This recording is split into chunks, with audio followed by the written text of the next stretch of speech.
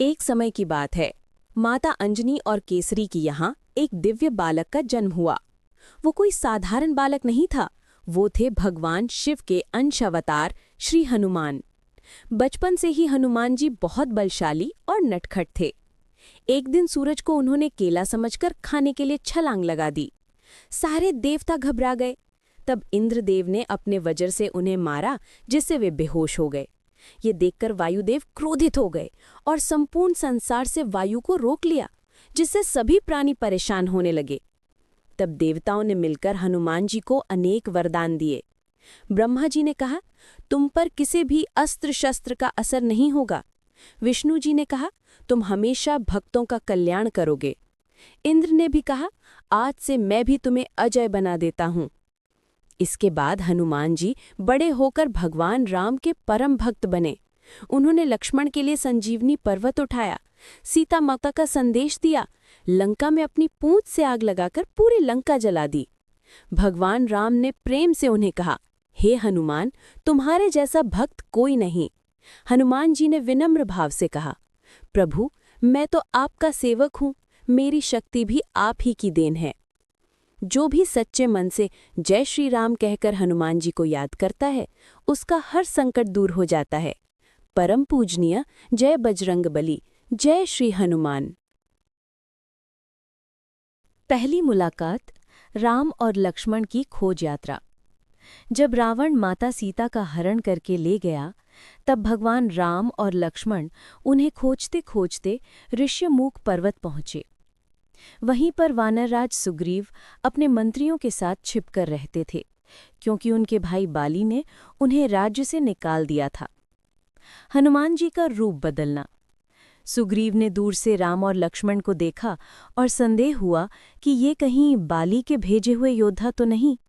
उन्होंने अपने सबसे बुद्धिमान सेनापति हनुमान जी को ब्राह्मण का रूप धारण करके उनका पता लगाने भेजा। हनुमान जी ने पहचाना भगवान को। हनुमान जी जब विनम्रता से मिले और बात करने लगे, तो संवाद के दौरान उन्हें एहसास हो गया कि ये कोई साधारण मनुष्य नहीं, ये स्वयं भगवान विष्णु के अवतार श्री राम हैं। मित्रता का बंधन। हनुमान जी राम और लक्ष्मण को अपने कंधों पर बैठाकर सुग्रीव के पास ले गए। वहां राम और सुग्रीव ने अग्नि को साक्षी मानकर मित्रता की। राम ने वचन दिया, मैं तुम्हारा राज्य वापस दिलाऊंगा, और सुग्रीव ने कहा, मैं तुम्हारी पत्नी सीता को खोजने में सहायता करूंगा। यहीं से शुरू हुई अमर मित्रता। हनुमान जी ने इस मित्रता को अपने दिल में उतार लिया और राम भक्ति के मार्ग पर सदा के लिए समर्पित हो गए। कारण और योजना। रावण लक्ष्मी की रूपवर्ता देखकर उसे अपहरण करने का निर्णय लेता है, ताकि राम को दुखी कर सके और खुद का बल प्रदर्शन करे। वो अपने भक्त और माया शक्ति का उपयोग करता है। सुनहरी हरण मरीज का रूप।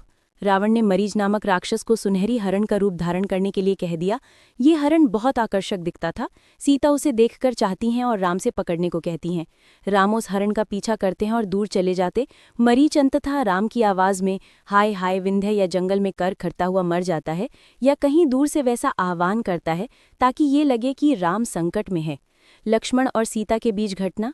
जब राम के स्वर से संकट जैसी आवाज आती है, सीता चिंतित होकर लक्ष्मण से जल्दी जाने को कहती हैं।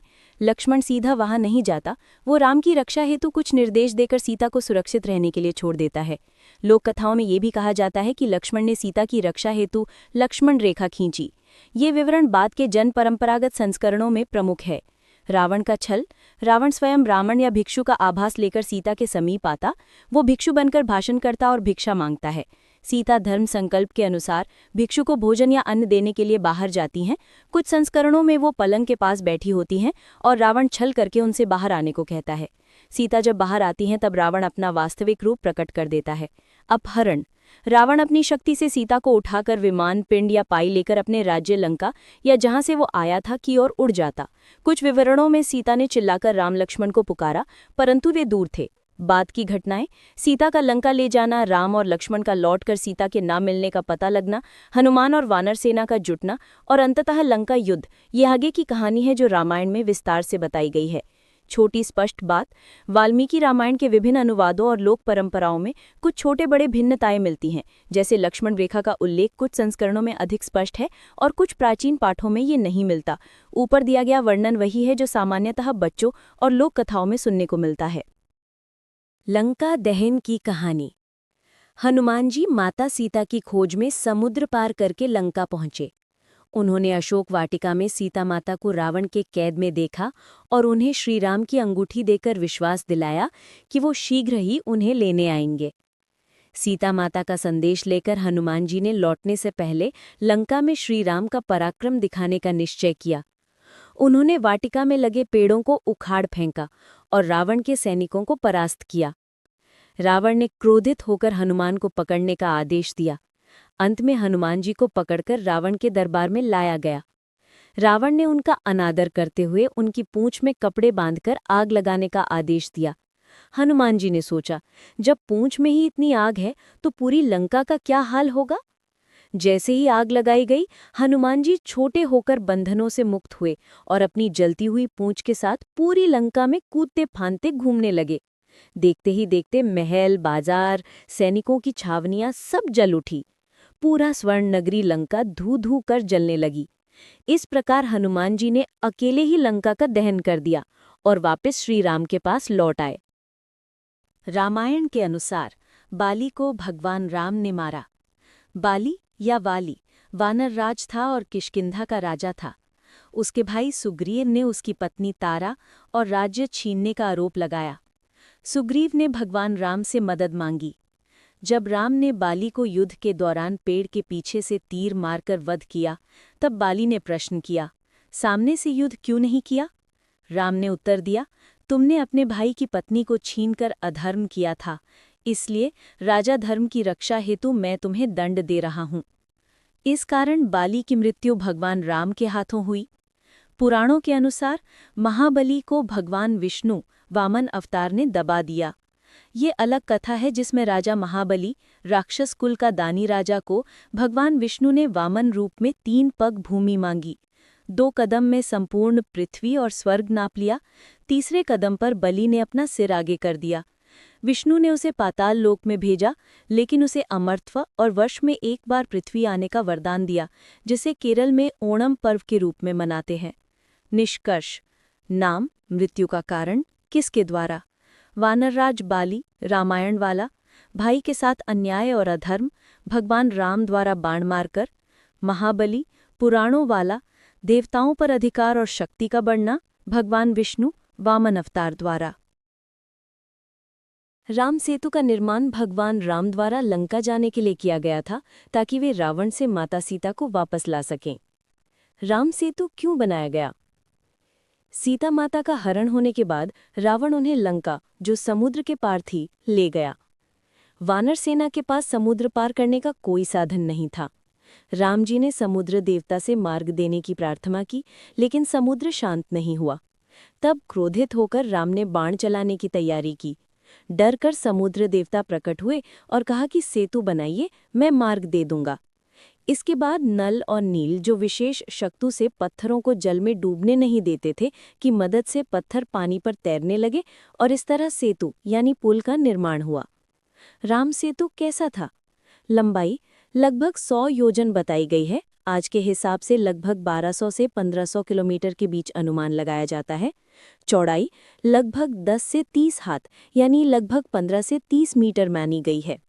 सामग्री: बड़े बड़े पत्थर, चट्टानें, पेड़ के तने, जिन पर राम नाम लिखते ही वह तैरने लगते थे। दिखने में ये सीढ़ीनुमा रास्ते जैसा था, जिस पर वानर सेना आसानी से चलकर समुद्र पार कर गई। आज भी राम सेतु मौजूद है। हाँ, भारत के तमिलनाडु यानी रामेश्वरम से श्रीलंका के मन्नार तक समुद्र के अंदर एक पत्थरों की सीधी श्रृंखला दिखती है, जिसे आज भी वैज्ञानिक एडम्स ब्रिज या रामास ब्रिज कहते हैं। ये रामायण के विवरण से काफी मेल खाता। विभीषण के श्रीराम का साथ देने के प्रमुख कारण: रावण का अधर्म। विभीषण ने रावण को कई बार समझाया कि माता सीता को श्रीराम को लौटा दो, युद्ध मत करो, लेकिन रावण ने उनकी बात सुनने से मना कर दिया और उल्टा उन्हें अपमानित करके लंका से निकाल दिया। धर्म का पक्ष लेना। विभीषण हमेशा से धर्मप्रिय और सत्यवादी थे। उन्होंने देखा कि श्रीराम धर्म और मर्यादा के मार्ग पर हैं, जबकि रावण अहंकार और अधर्म में डूब चुका है।